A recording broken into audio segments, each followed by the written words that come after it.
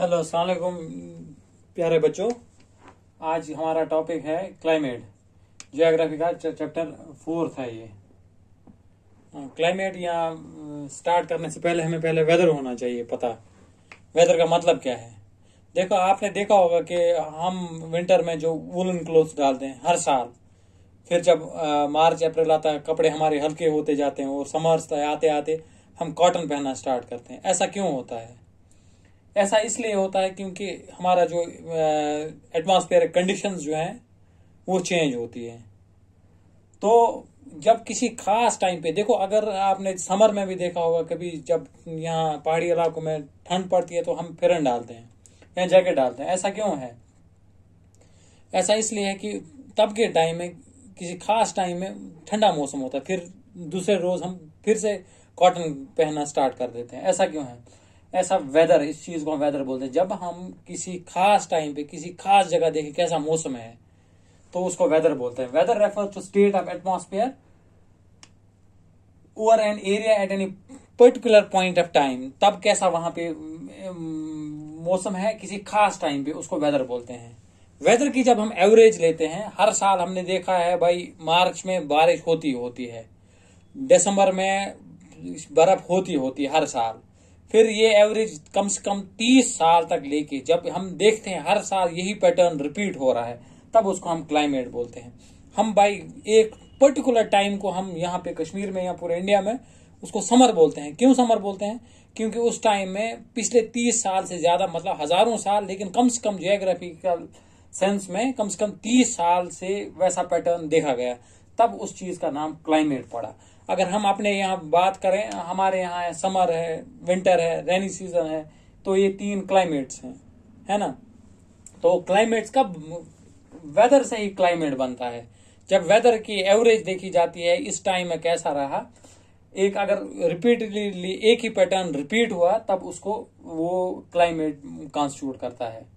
यानी अगर हम वेदर और क्लाइमेट की बात करें, वेदर और क्लाइमेट जो है वो ऑलमोस्ट एक जैसे हैं। वेदर से ही क्लाइमेट बनता है। तो इससे आगे चलें तो एलिमेंट्स ऑफ वेदर या क्लाइमेट, चूंकि ये दोनों के फैक्टर्स एक ही जैसे हैं, किसी जगह का वेदर या क्लाइमेट जो है, ये इसमें कौन कौन से इसके कॉन्स्टिट्यूएंट्स हैं? इसका कॉन्स्टिट्यूएंट है टेम्परेचर। जैसे विंटर में टेम्परेचर ठंडा है, समर्स में गर्म है, समर्स में टेम्परेचर रेज्ड है।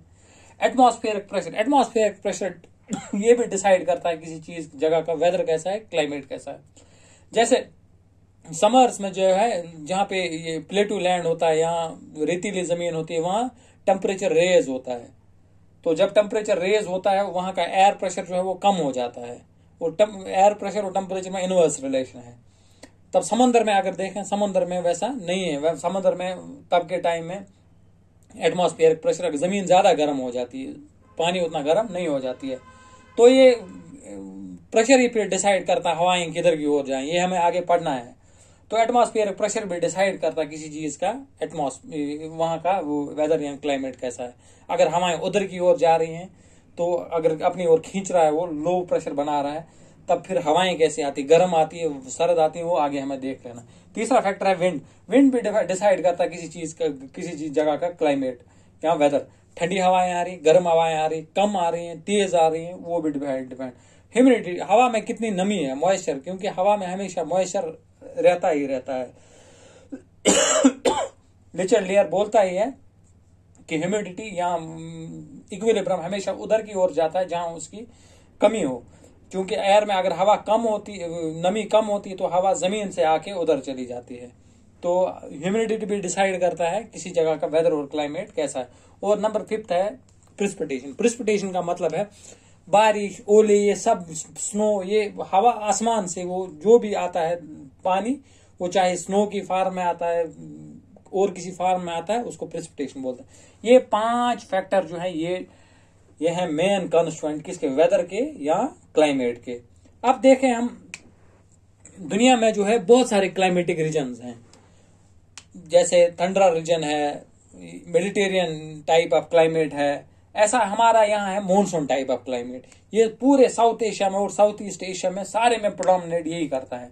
मॉनसून वर्ड जो है, अब आगे पढ़ना है मॉनसून कैसे आता है, क्यों आता है। मॉनसून वर्ड निकला है मौसम से।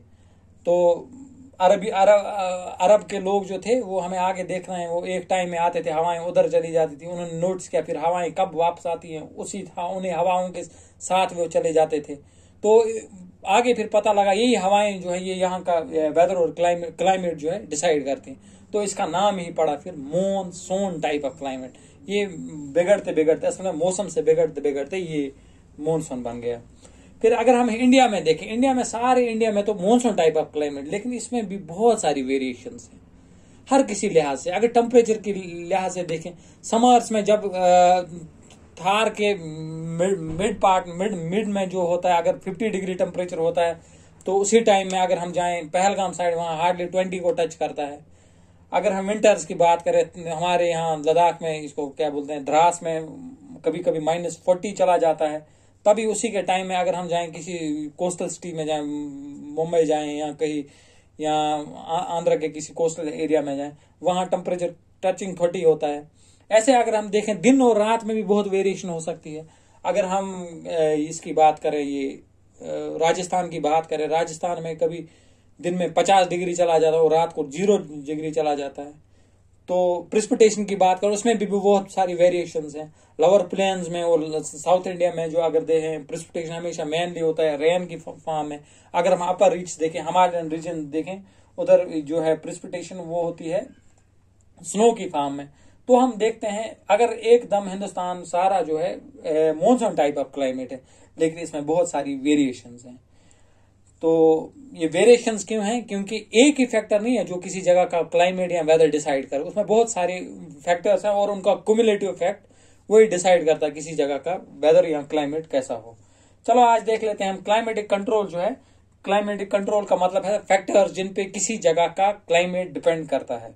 वो मेनली इन 5 आंसर पे डिपेंड करता है, 1 2 3 4 5 6 एलिमेंट्स पे डिपेंड करता है। एक है लैटिट्यूड। लैटिट्यूड का मतलब है इक्वेटर से कितनी दूरी है। इक्वेटर पे जो अगर देखें हम, अर्थ हमारा गोल है, तो ये इक्वेटर के आसपास ही सन जो है इसकी रेज तिरछी पड़ती है, यहाँ स्लांट होती जाती है, तो उनका जो डिस्टेंस बहुत कवर करती है और पूरी तरह सन रेज वहां नहीं पड़ती है, ऊपर ठंडा होता जाता है।